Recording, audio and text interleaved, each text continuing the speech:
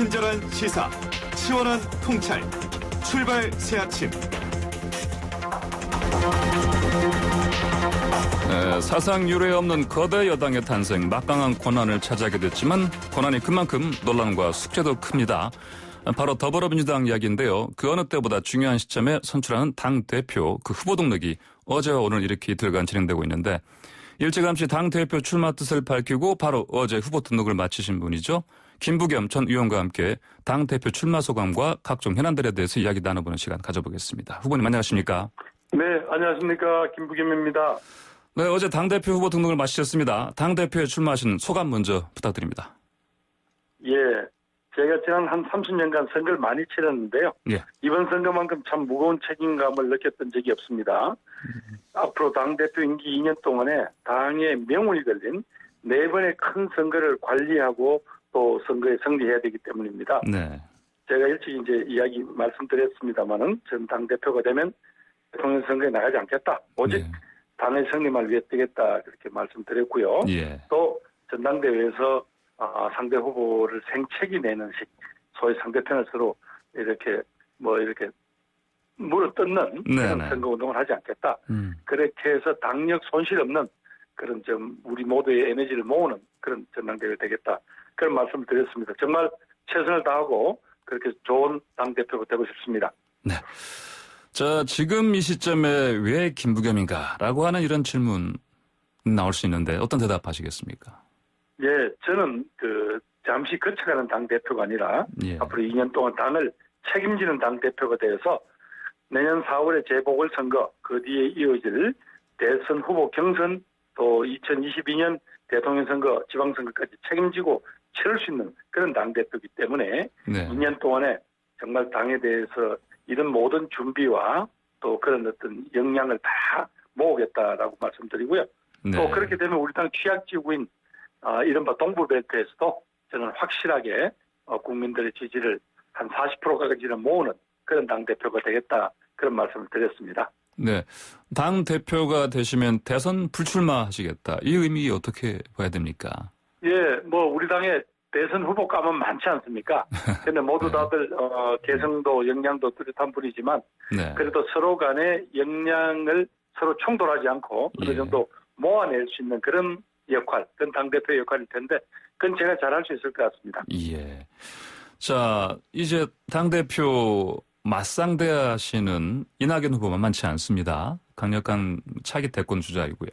5번의 총선, 1번의 지방선거 모두 승리한 분인데 이 두 후보의 대결을 불패 챔피언과 불굴의 도전자 간의 대결로 보기도 합니다. 상대하는 이낙연 후보에 대한 평을 먼저 해주신다면 어떻게 말씀하시겠습니까? 이 후보님이나 저나 저희들이 문재인 정부 초대 국무총리 또 초대 행정안전부 장관으로 호흡을 맞췄기 때문에 서로가 서로에 대해서 참 서로 잘 압니다. 그리고 무엇보다도 이 후보께서는 매사에 하여튼 확실하고 정확하게 또 신중하면서도 안정감 있게 하는 그런 리더십을 보여주셨어요.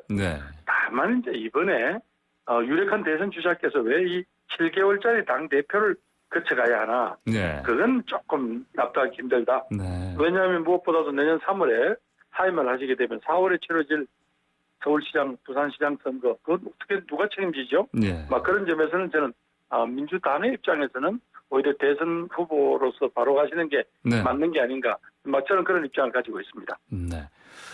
자, 그러면 이낙연 후보와 비교했을 때 김부겸 후보 본인의 강점은 무엇이라고 보십니까? 아주 많으시죠? 예, 아까 제가 말씀드렸는데 우리 당이 가장 취약 지역에서 지금보다는 확실한 지지율을 좀 더 올려야 됩니다. 아마 그런 점에서 제가 제일 취약 지구인 대구에서도 그동안 4번의 선거를 치르면서 제가 떨어질 때도 한 40% 얻었거든요. 그렇게 되면 우리 당의 취약 지구에서 이런 정도의 득표 한 40%의 우리 지지율을 획득을 해야만 대선에서 안정적으로 승리할 수 있다. 또 저는 그동안 제 선거 남의 선거 한 30년 정말 많이 직접 뛰기도 하고 또 지원도 하고 또 제가 지휘도 해봤거든요. 그래서 당 대표가 되면 선거만큼은 제가 확실히 좀 자신 있다. 그래서 제 슬로건이 제 직군의 선봉장이다. 그렇게 말씀을 드렸습니다. 선거에서 승리하기 하는 데는 최적의 당대표다. 이런 말씀이시죠. 김부겸 후보께서. 네, 그렇습니다. 자, 그런데 그동안은 이제 양자 대결로 보았었는데 어제 박주민 의원이 또 출마한다고 이런 얘기를 했어요. 박주민 의원의 고민 어떻게 보십니까? 예, 제가 지금 지방을 쭉 이제 순회 중이어서요. 네. 오늘 오전에 뭐 당대표 출마 입장 발표하신다고 네. 그 내용밖에 모르기 때문에 네. 제가 뭐라고 말씀드리기가 어려운데요. 죄송합니다. 네, 박주민 오늘 의원의 발표한다는 그 내용만 알고 있습니다. 아, 그러시군요. 평소에 네네. 박주민 의원에 대해서는 어떻게 좀 그러면 보셨습니까? 예, 뭐 최고위원회에서 네. 그동안 어려운 사람, 힘든 사람들을 위한 그런 발언을 아주 꾸준히 해주셨고요. 네. 무엇보다도 세월호 참사의 그 아픈 그 유가족들을 위해서는 네. 헌신적으로 일해오신 네. 그런 우리 당의 네. 정말 대표할 만한 그런 정치인이라 저는 그렇게 생각합니다. 네. 우리 당의 내용을 풍부하게 하는 데는 정말 큰 역할을 하실 거라고 생각하고 있습니다. 네. 자, 이제 민주당 이슈에 대해서 좀 여쭤보겠습니다. 내년 4월에 말씀하신 대로 보궐선거가 있습니다. 여기에 서울시장과 부산시장이 걸려있기 때문에 그 어느 때보다 중요한 선거인데 이 두 자리에 민주당 후보를 낼 것인가 하는 문제가 있습니다.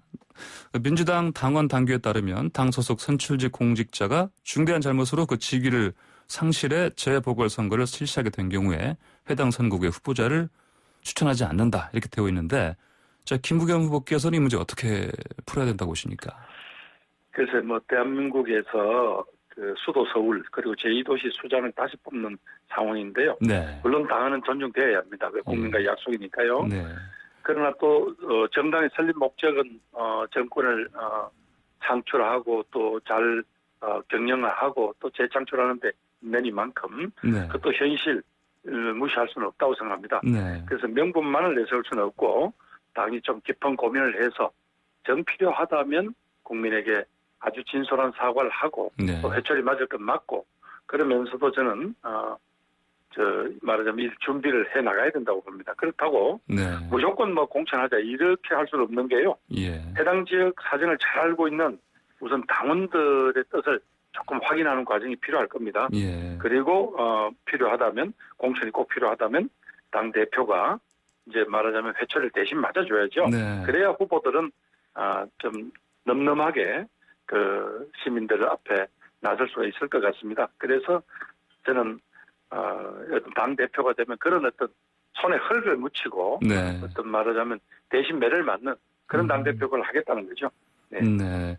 당원 당규에도 불구하고 당원들의 뜻을 확인한 뒤에는 네네. 이를테면 당 대표께서 회초리를 맞고 사과를 하고 그런 과정을 네. 거쳐서 그래도 필요하다면은 후보를 내야 된다 이런 말씀. 예, 공당의 네. 그 네. 약속이기 때문에 당헌이라는 게 예. 그만큼 무게는 있어야 합니다. 네. 그러나 그렇다고 해서 너무 명분론에만 매달리기에는 워낙 큰 문제가 되었습니다. 네. 이게 이제 대한민국 이 정부가 운영되고 난 뒤에 사실은 처음 있는 큰 일이거든요. 예. 그런 어려움을 말씀을 이해해 주셨으면 좋겠습니다.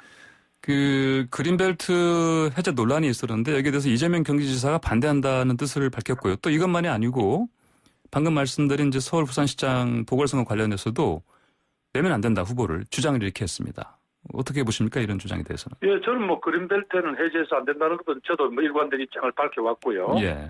다만 보궐선거 후보 내면 안 된다는 주장을 보니까 그 표현을 끝까지 보니까 결국은 완전히 반대한다는 게 아니고 예. 어쩔 수 없는 상황이 되면 국민한테 석고대죄하는 그런 사죄를 하고 네. 당헌 당규를 바꾸라 그런 내용이던데요. 예. 물론 뭐 워낙 또 이 지사가 여러 가지 영향이 있는 정치인이니까 네. 발언 자체의 무게가 중대합니다만은 그래도 이 지사께서도 그렇게 이야기를 하셨더라고요. 네. 이게 뭐 내지 말자는 게 아니라 예. 한다면 그만큼 무게를 실어서 국민에게 사과할 각오를 해야 한다. 그런 취지인 것 같던데요. 네, 네. 그런데 이제 이전에도 슬슬 나왔던 얘기인데요. 여성 후보. 특히 서울시장 후보로 추미애, 박영선 이 두 여성 후보를 내자는 주장도 일부 나오고 있습니다. 이제 어떻게 보십니까? 예, 뭐 그 문제는 아직도 네. 많은 후보군들이 있으니까 네. 제가 뭐라고 말씀드릴 수는 없고요. 네. 예, 그거는 아마 좋은 후보들끼리의 또 치열한 뭐 어떤 경쟁 과정이나 이런 게 있지 않겠습니까? 네. 그래서 아까 전 단계 우리가 후보를 내야 된다는 과정부터 우선 국민들에게 사과를 하고 네. 그런 상황이 왔을 때 또 말하자면 국민들한테 혼날 각오도 해야죠. 예. 우선 그게 지나놓고 난 뒤에 그다음 이제 후보들끼리의 또 치열한 경쟁 과정이 필요할 거라고 생각합니다. 네. 이 부동산 관련해서 제가 또 질문을 드리지 않을 수가 없는데, 이제 현 정부의 부동산 이 부분이 뭐 지뢰다 이렇게 얘기를 할 정도로 뭐 많은 이제 여론에서는 실패했다 이런 식으로 얘기하기도 합니다. 어떻게 보십니까? 예, 저는 뭐 우선 성공적이지 않았으니까 저희들도 20차례 가까이 네. 대책을 발표했습니다만은 네. 정말 그 시중에 이제 풀린 돈들이 예. 정권을 조롱하듯이 이렇게 하는데 저는 우선 우리가 해야 될 역할은 분명하다고 봅니다. 예. 다시 국민들에게 확실한 자세를 보임으로써 정책의 신뢰는 반드시 줘야 될 거 아닙니까? 그래서 고위공직자나 뭐 국회 정치인들이 다주택 보유는 빨리 정리를 해라. 그렇게 네. 요구를 하는 것이고요. 그다음에 좀 제일 안타까운 거는요. 예. 그 실수요자들 처음으로 뭐 네. 생애 첫 주택을 마련하겠다든가 네. 이런 분들에게 저희들이 제대로 된 지원책이 없이 예. 무조건 그러니까 부동산 시장에 대해서 이 투기 열풍만 막겠다는 거에 너무 집중하지 않았나. 네. 그분들의 어떤 건전한 어떤 그런 요구 거기에 대해서 저희들이 제대로 대안을 못 내놓은 것은 이것은 좀 안타깝다고 생각하고요. 예. 아마 조만간 그런 데 대한 지원 방안 그러니까 생애 최초로 내 집을 마련하겠다는 그분들의 건강한 그런 어떤 욕망이라 할까요? 그런 데 대한 정부 대책이 나와야 될 거라고 생각하고 있습니다. 네, 어제 김태년 원내대표가 청와대, 국회 모두 새정치로 옮기자면서 행정수도로 집값 잡기를 제시했습니다. 이 부분은 어떻게 보십니까?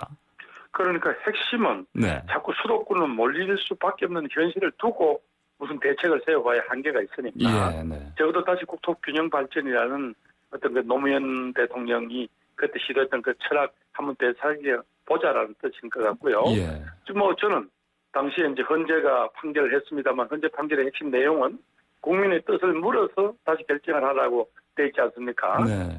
그래서 뭐 저는 그렇게라도 해서 이제 서울은 그 자체로서 충분히 세계적인 경쟁력을 갖는 도시가 됐습니다. 네. 그렇다면 이제 그런 어떤 역할들은 이제 국토의 골고루 균형 있게 발전하는 걸 고민해야 되고 예. 그런 점에서 저는 김태년 원내대표의 그런 어떤 제안에 대해서 저는 적극적으로 찬성하는 입장입니다. 네, 알겠습니다.